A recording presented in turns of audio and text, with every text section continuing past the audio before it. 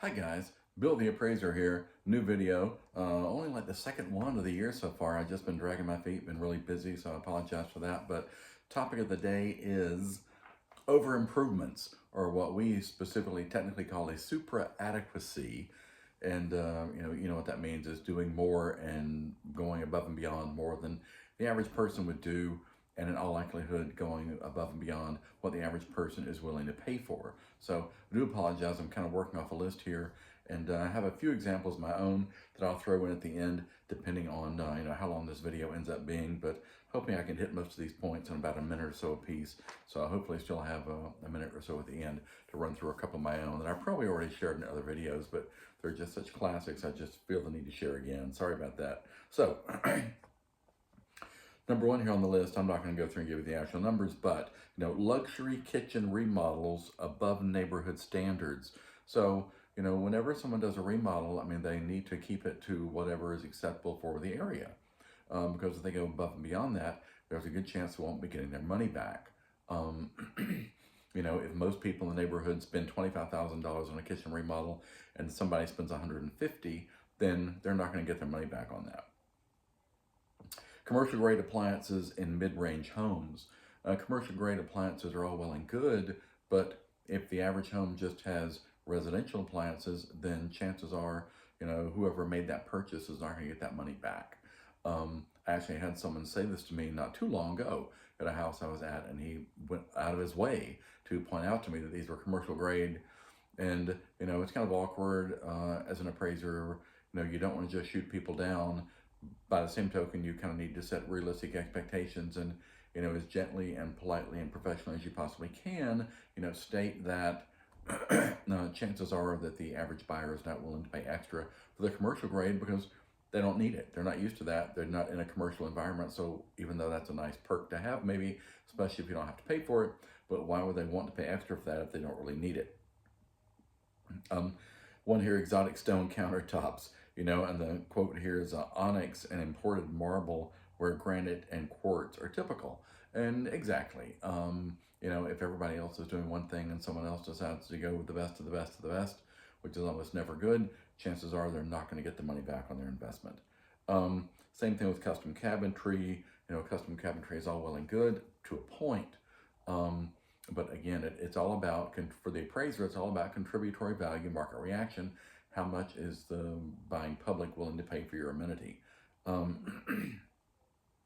Excessively large additions that make the house the largest on the block. So yeah, you never want to be the largest or the smallest on the block or in the neighborhood, particularly largest. Again, same sort of thing. If the average home in the neighborhood is 2,500 square feet, someone comes in who's already 2,500 square feet and does 1,000 square foot addition, then all of a sudden they're going to be the big guy on the block, biggest house in the neighborhood. And if people looking at that neighborhood are looking to buy 2,500 square feet, they're not going to be paying per square foot more to get the 3,500 square foot house. They're just not. Now, if they had done that in a different neighborhood, could be a completely different story. Multiple master suites, I guess, meaning, you have the primary bedroom and then you have the primary bath. And on occasion, you'll see in a listing that a home has two of those, maybe one on the first floor, one on the second floor, or something like that. And that's all well and good, and that doesn't hurt, of course, because I think everybody likes the idea of, hey, I'm sleeping in this room if I'm a guest, and I have a bathroom adjacent. I don't have to go down the hall to find a bathroom, and so that's a good thing, to a point. I have seen houses where maybe it was 5 bedroom and 5 bath. Every bedroom has its own bath. Now that's a little excessive in a lot of markets. In some markets, maybe not so much. Rock star, movie star kind of situation, maybe not. Oversized garages, 4 to 6 cars. I mean, the average home, 90+% of the homes in the country probably have 2-car garage if they have a garage at all. And so you start adding a third or a fourth or more, and then you're above and beyond what the average person wants or needs. And most people, if they could get the home at the right price, they might say, well, that's nice. We have room to work on projects, out of the elements, or we can work on, a car if a car needs work, this kind of thing.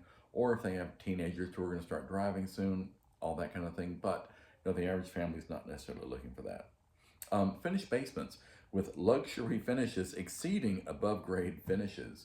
Yeah, that won't do. Which is one of the reasons why appraisers generally count below grade, meaning basement square footage a little bit less than above grade, because very often it's not finished to the same level. And so certainly, if someone's going in and finishing off a basement above and beyond what the main floor is, then they're almost certainly not going to get their money back on that on resale. And again, I'm not saying not ever, ever, ever, but just general rule of thumb type thing. Second, kitchen. Again, same sort of thing. Can that come in handy? Absolutely. There's a lot of situations nowadays where you have multi-generational families living together, and so you have, kind of one family living on the first floor, one family living in the basement. And they've got their own kitchen and everything else, and so it's, essentially an ADU, an auxiliary dwelling unit, where it's almost like two homes, but only separated by the staircase. And so, by the same token, as far as kitchens go, once you take out the appliances, it's really just another room. So, a lot of lenders don't really like to see appraisers give a whole lot of extra value to an extra kitchen. Now, and which brings me to another item of an outdoor kitchen. A lot of people, they hire in properties. They have an outdoor kitchen, and that's a great thing. But it's also atypical. It's not the norm. And I would venture to guess, depending on the appliances you put into it and everything else, you might be able to put $50,000 into an outdoor kitchen. Is the average buyer willing to pay an extra $50,000 to get that kitchen? Maybe not. Maybe they're thinking, wow, I've only had a grill, or maybe I've got a green egg, maybe I've got some other sort of upscale, Traeger type, grill on the outside, so I'm good to go. I don't need a $50,000 outdoor kitchen. Something else on the list just includes good old-fashioned generic swimming pool. Most people probably don't really care about a pool, which is one of the reasons why most appraisers give only a token value, if they give any value at all. And, I've been to homes where, actually I did one a few years ago where I'd done the home previously, did not have a pool. They put a $75,000 pool in, and they couldn't wait to see how much money that was going to add to the appraisal. And then when I let them know that it was not going to add a whole lot to the appraisal, they were not real happy about it. But it's the fact of the matter. It's the truth, because again, it's all about contributory value, market reaction of a particular amenity. How much does the buying public care? If someone's kind of on the fence like myself as far as a pool goes, they may say, well, if I can get the pool for essentially free, I'll take the house with the pool. The kids might like it, the grandkids might like it, somebody might like it. By the same token, if you're not really a pool person, you're not looking to spend an extra $25,000, $50,000, $30,000, $50,000 for a pool that you didn't really want in the first place.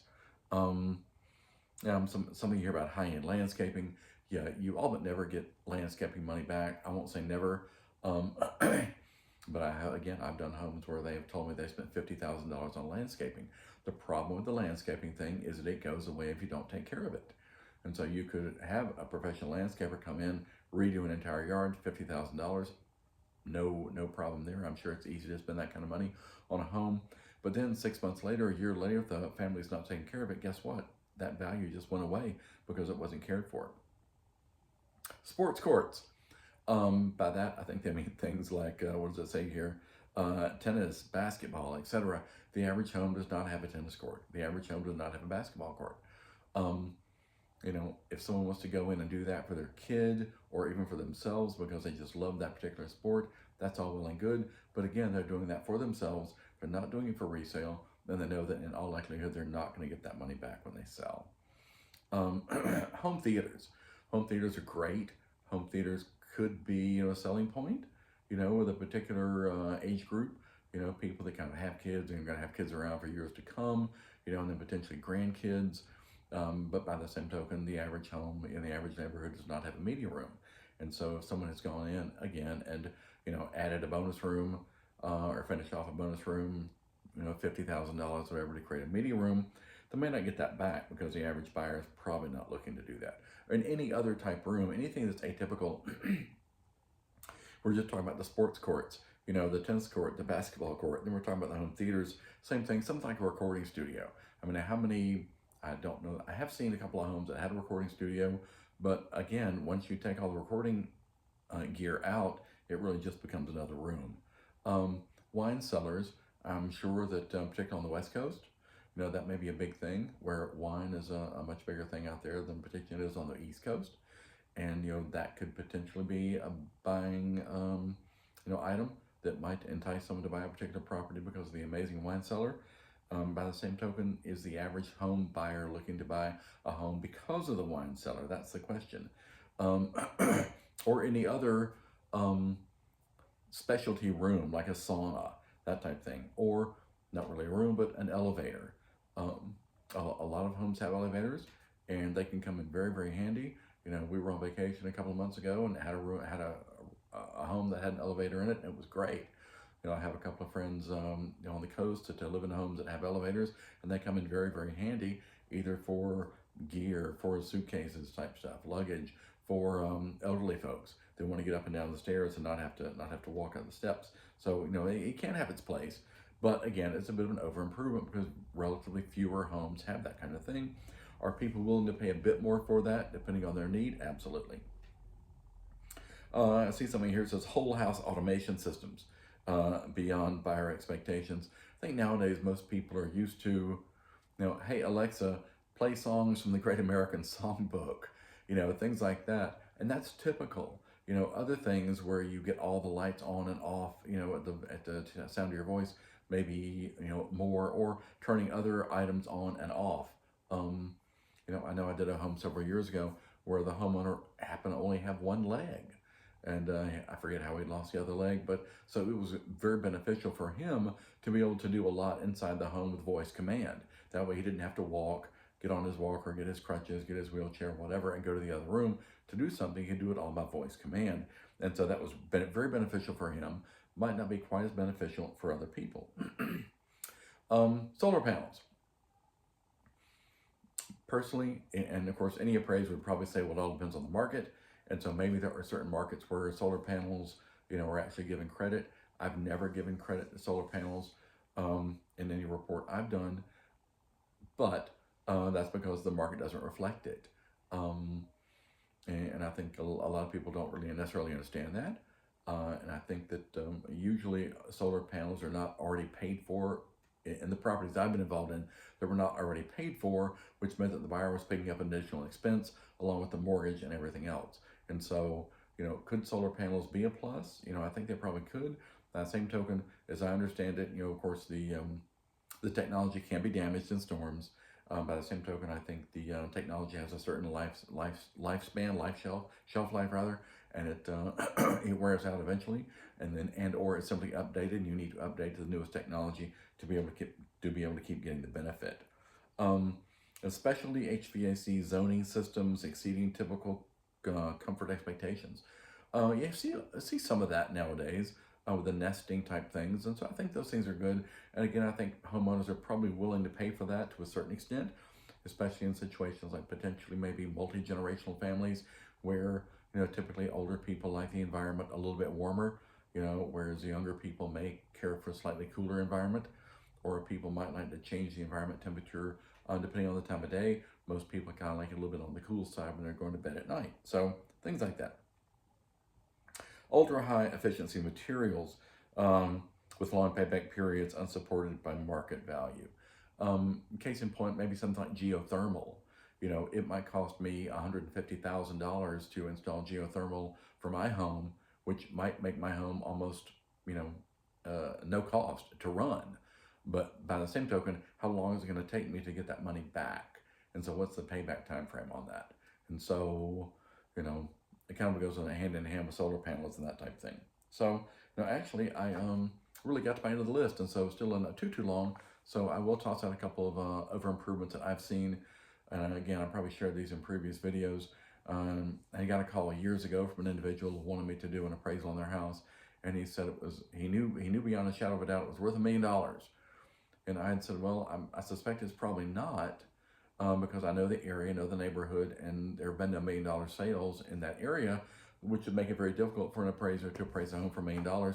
And he was quick to tell me that he had spent $7,000 on the medicine cabinet in the primary bathroom. Well, that's a clear-cut over improvement. Most people are not going to do that, and certainly not going to be willing to pay for it. Actually, in that same neighborhood, and I think I did share this story, I think it was sometime last year, I was working on one for new construction. Cost seemed on the high side, so I'm talking to the builder, and they had mentioned that the owners were kind of going a little over the top, wanting the best of the best of the best. and they specifically pointed out to me they were spending $30,000 on a front door. Now, I understand that doors can be expensive, but again, $30,000 for a front door seems a little excessive. And so, should they expect to be able to get that money back on resale? Probably not, because most people are probably looking to spend, I don't know, maybe probably $2,500 to $5,000 on a really nice front door, but certainly nowhere near the $30,000 that they had spent. So, I mean, I could go on and bring up other items, but I'll stop there. So, I think it's just fascinating. And so, whenever people tell me about their plans, I always caution them. Homeowners tell me, what can we do to improve our property? Add value to it and such. I do mention some things if I see things, but I always caution them on kind of going over the top and not doing more than the average buyer might be willing to pay for if they ever get around to putting it back on the market. So, interesting topic.